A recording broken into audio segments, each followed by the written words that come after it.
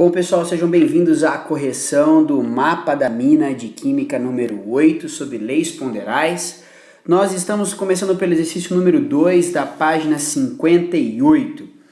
E ele dá duas fotografias e diz: a formação da ferrugem sobre a superfície do cadeado e a queima do palito de fósforo são exemplos de transformações químicas que envolvem o gás oxigênio como um dos reagentes.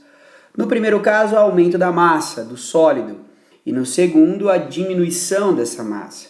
Esses fatos contrariam a lei da conservação das massas, e aí ele pede para a gente justificar a nossa resposta. Legal. Qual que é o lance aqui? O lance é que essa reação ela tem absorção de átomos da atmosfera na reação. Então, átomos gasosos de oxigênio são incorporados ao ferro e aumentam a sua massa. Enquanto que esse cara aqui, essa reação aqui, tem a liberação de átomos no estado gasoso. Ou seja, tanto uma quanto a outra envolvem o quê? Os gases. E se a gente não fizer a reação num sistema fechado, se essas reações não estiverem num sistema fechado, ou os gases vão vazar, ou os gases vão penetrar. Ou seja, esses dois exemplos eles não contrariam a lei da conservação das massas. Apenas pelo fato de estarem sendo feitos em sistema aberto, ou seja, não fechado, há essa variação da massa em função dos gases envolvidos nessa reação. Então a resposta esperada é não. Apenas acontece que essas reações são realizadas em sistema aberto e, portanto, trocam átomos com a atmosfera, o que faz com que as massas variem e não possamos perceber a conservação das massas. Mas não, ela não contraria a lei da conservação da massa. Legal? Cuidado com essa pegadinha nos outros exercícios. Perfeito. Aqui no exercício número 3, ele continua. 2 amostras de palha de aço de massa 22,4 e 112 gramas foram introduzidas em um sistema rico em gás oxigênio e queimadas. O único produto formado nos dois casos, óxido de ferro 3 sólido, foi recolhido e suas massas foram medidas, obtendo os valores 32 gramas e 160 gramas, respectivamente. Com base no texto, responda os itens a seguir. Escreva no caderno a reação que representa a queima da palha de aço.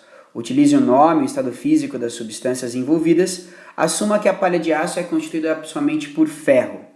Encontre a massa de gás oxigênio que reagiu com a palha de aço nos dois casos. Legal, então a gente vai ter aqui, ó, o ferro sólido, deixa eu apagar aqui, legal, ferro sólido, mais o oxigênio gasoso, dando o óxido de ferro 3. Legal. Então ele diz o seguinte, ó, num experimento havia uma massa de palha de aço de 22,4 gramas e se obteve 32 gramas de óxido de ferro. Legal. E no outro experimento a gente tinha 112 gramas de palha de aço, ferro sólido, e foi obtido 160 gramas de óxido de ferro. O que a gente pode concluir? A gente pode concluir que esses caras são os reagentes e esse cara aqui é o produto. Então a gente tem aquele caso que trabalhamos na aula da tabela. Então o que a gente vai ter? A soma da massa dos dois reagentes vai ser igual à massa do produto. A soma das massas dos dois reagentes vai ser igual à massa do produto. O que a gente acaba concordando que o 32, que é a massa final, né, menos o 22,4, vai dar para a gente o 9,6, que é a massa de oxigênio envolvido. E aqui embaixo, 160, que é a massa final, menos 112, que é a massa só do ferro, vai dar para a gente os 48 gramas de oxigênio.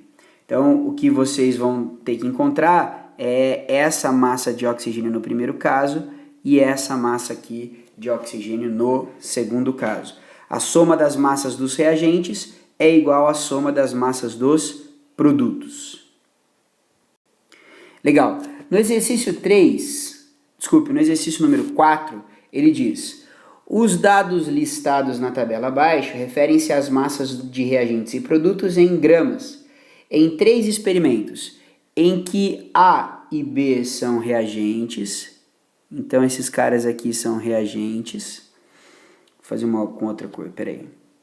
Esses caras aqui são reagentes e C e D são os produtos. Legal. Reagentes e C e D são os produtos. A transformação foi efetuada em sistema fechado, então aquele lance de perder átomos no estado gasoso ou ganhar átomos no estado gasoso não acontece. E ele pede para a gente completar a tabela. Ou seja, o que a gente vai ter? A e B somados tem que ser igual a C e D somados. Soma das massas dos reagentes é igual à soma das massas dos produtos. Legal? Então, o que a gente vai acabar tendo? Que número que a gente... 15 mais que número vai dar 35 mais 20? 35 mais 20 vai dar 55. 55 é a massa total deste lado. 15 a gente tem aqui, ou seja, 55, a ideia é, né, no primeiro caso, 15 mais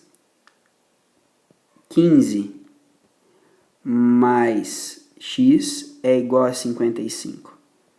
E x vai ser 55 menos 15, x vai ser 40. Legal? Então aqui a massa é 40. No caso número 2, o que a gente tem? 45 mais 120, ou seja, 165, é igual a 105 mais x. E esse x vai ser 165 menos 105. Nós estamos falando de uma massa de 60. Então, no caso número 2, a gente vai ter aqui 60 gramas. E no caso número 3? No caso número 3, o que a gente vai ter? 60 mais 160, que vai dar 220, menos 80, vai dar 140. Vamos ver? Vamos ver se é isso mesmo? Olha só, no caso 3, 160 mais 60 é igual a x mais 80. X vai ser 220 menos 80, x vai ser 140. Perfeito. Então aqui o que vai entrar é 140. A gente nem precisou usar a lei de... de Proust para perceber que daqui para cá é o triplo ou que daqui para cá é 4 vezes mais, porque a gente precisava só de um dos valores, então apenas a lei de Lavoisier foi necessária nesse exercício. Não acabamos precisando usar a lei do Proust, mas poderíamos também ter utilizado.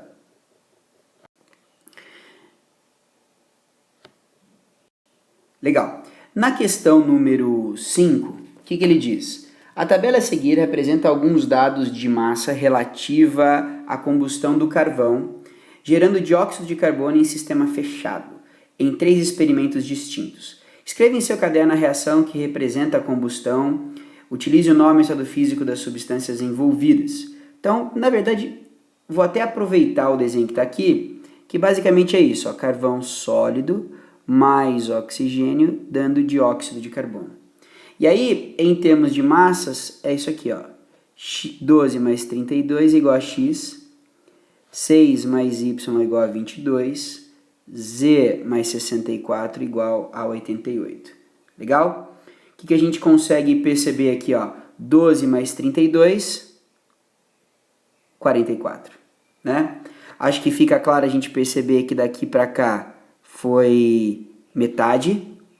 Então, se 44 dividido por 2 dá 22, 12 dividido por 2 dá 6, 32 dividido por 2 vai dar 16. E por fim,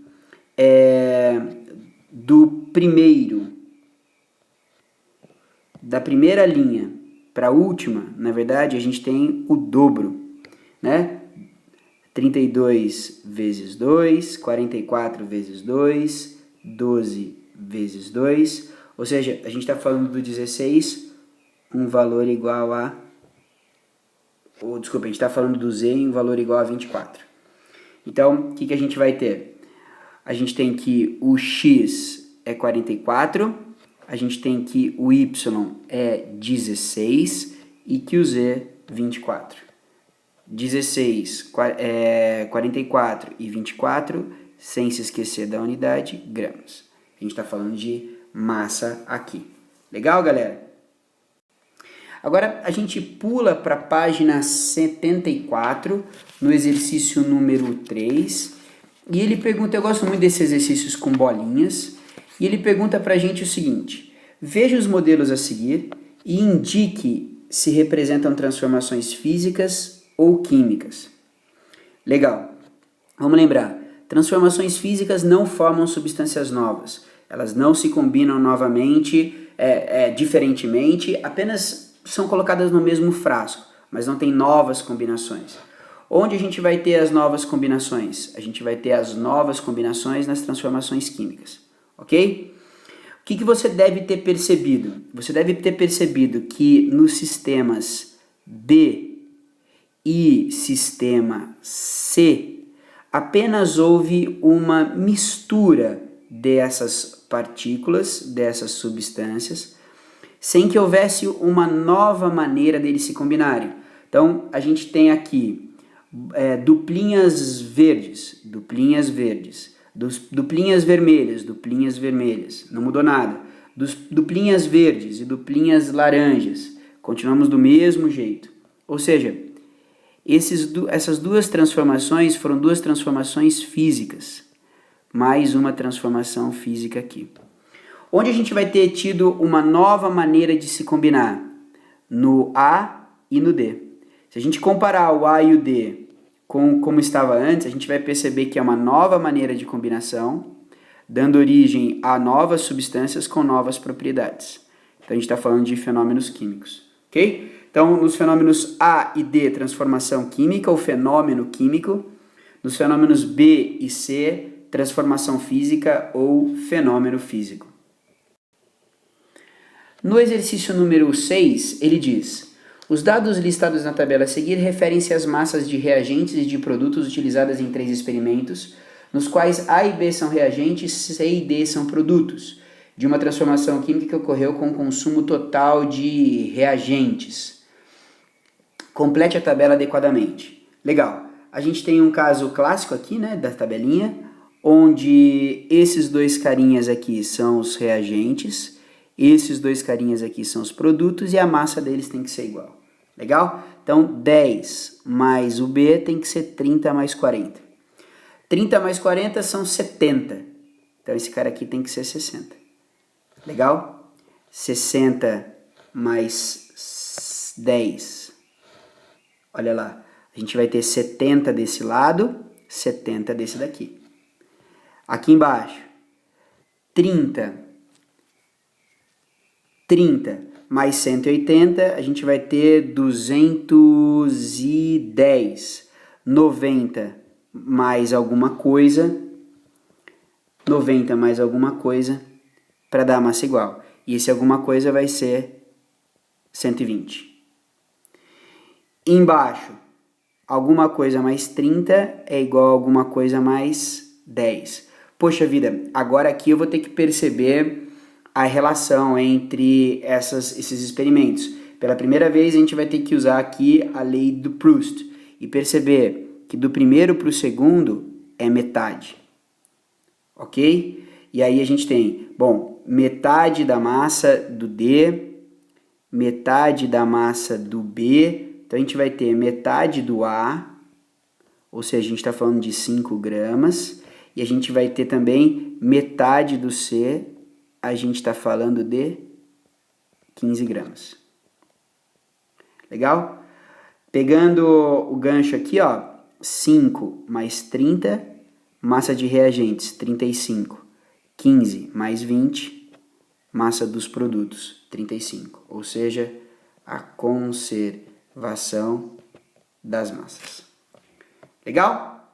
Ótimo. Eu sei que era isso que eu tinha pedido para vocês, mas, na verdade, depois eu vi um exercício legal, bem legal, da página 77 que acabou passando. Será que vocês não poderiam dar uma olhadinha nesse exercício da página 77, tentar resolver ele e depois vocês verem a correção?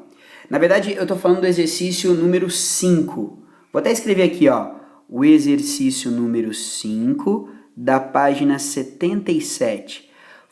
Perde um minutinho aí, faz esse exercício e depois continua vendo a correção para você checar se você acertou e o que você precisaria ter feito para ter acertado, legal? Então dá um pause aqui, faz esse exercício dessa página que eu estou te mostrando aqui e depois você volta com o meu vídeo, beleza? Legal, então nós estamos falando da página 5, desculpe, página 77, exercício número 5, tá bem? Perfeito. O que ele diz, ó? Sob condições adequadas de nitrogênio gasoso e oxigênio gasoso, N2 e O2, reage para formar diferentes substâncias. Se representarmos o elemento nitrogênio e o oxigênio conforme a legenda a seguir, essas duas reações químicas podem ser esquematizadas da seguinte maneira. Tá aqui, você está vendo as bolinhas, ó, bolinhas verdes oxigênio, bolinhas vermelhas nitrogênio. Observa aqui, ó, a gente vai ter bolinhas verdes, bolinhas verdes, bolinhas vermelhas, duplinhas, duplinhas. Porém, a maneira como elas se combinam, veja, eu tenho mais bolinhas vermelhas, tenho um tipo de combinação. Tenho mais bolinhas verdes, tenho outro tipo de combinação. Essa é a maravilha da química. Beleza? É normal, mudam-se as proporções, mudam-se os produtos finais. Na letra A, ele pede, classifique as substâncias envolvidas em ambas as transformações como simples ou compostas. Ó, galera, aqui a gente tem substâncias simples, formadas por apenas um tipo de elemento, O2 e N2, né? Duas bolinhas verdes de oxigênio, duas bolinhas vermelhas simbolizando nitrogênio. Aqui também a gente tem a mesma situação, então a gente tem substâncias simples, ok? Porém, o produto final desses caras aqui, ó, são substâncias compostas. Legal?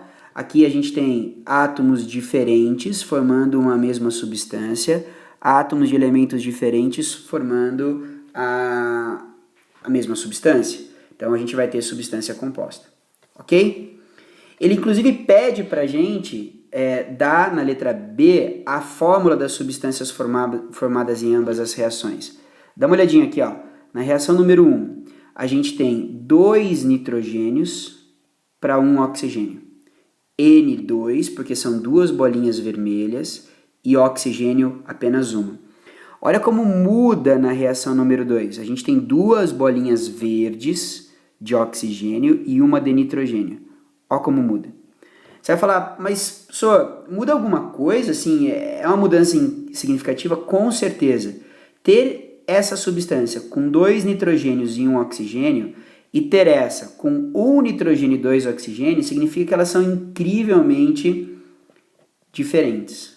Tá legal? Então, N2O no primeiro caso, NO2 no segundo caso.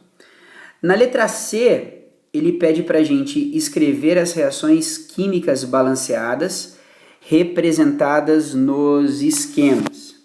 Legal. Eu vou fazer aqui, tá? na reação número 1, a gente tem, ó, eu tenho a substância O2 reagindo com N2, produzindo N2O, ok? Legal. Que a gente vai ter, ó? Se são 2 oxigênios, também tem que ser 2 oxigênios. Se são 2 oxigênios, tem que ter 2 oxigênios. Mas eu não posso rabiscar aqui, eu não posso mexer aqui. Então, o único lugar que eu posso colocar 2 é aqui na frente. Aí sim, 2 oxigênios, 2 oxigênios. A questão fica por conta disso aqui, ó. São 4 nitrogênios, 4 nitrogênios. O que eu tenho que fazer? Para ser 4 de verdade e dar igual, a gente vai ter que colocar um 2 aqui na frente. Então, a gente tem oxigênio mais 2N2 dá 2N2O. Ok? Legal. Na número 2, o que a gente vai ter na número 2? Oxigênio mais nitrogênio produzindo NO2. Dá uma olhada, ó. Em termos de oxigênio, tá beleza. Em termos de nitrogênio, não. A gente tem 2 nitrogênios aqui e um aqui só.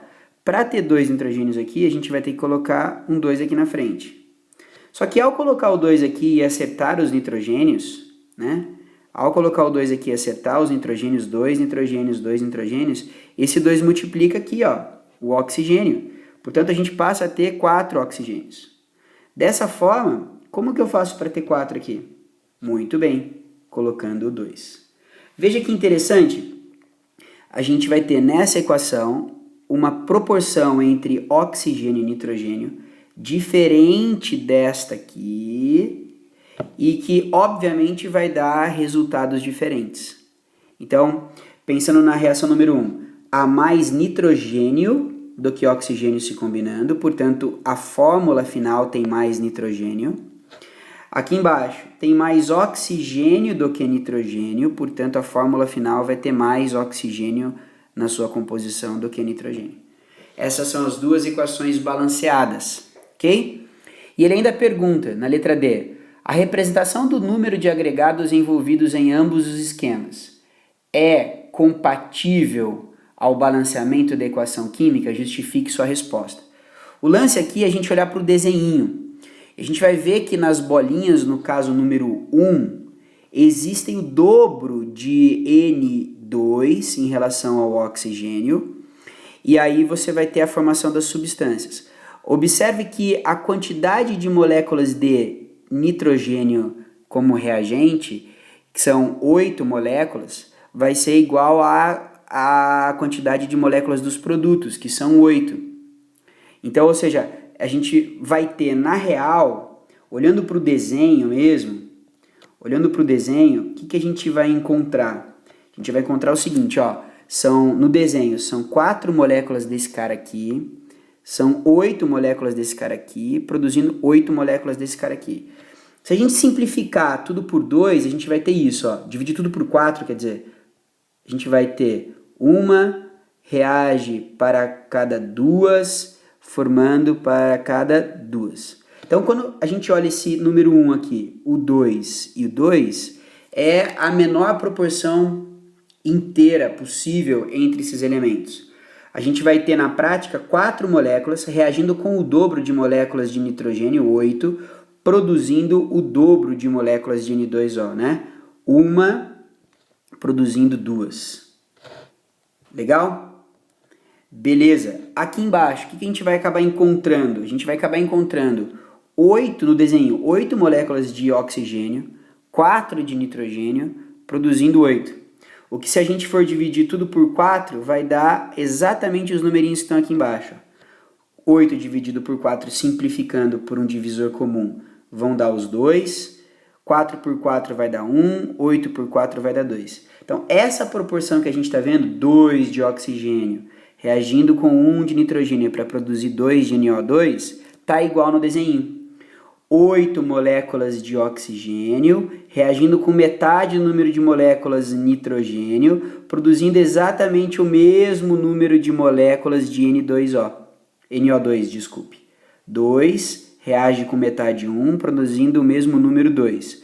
8 reage com metade 4, produzindo o mesmo número 8.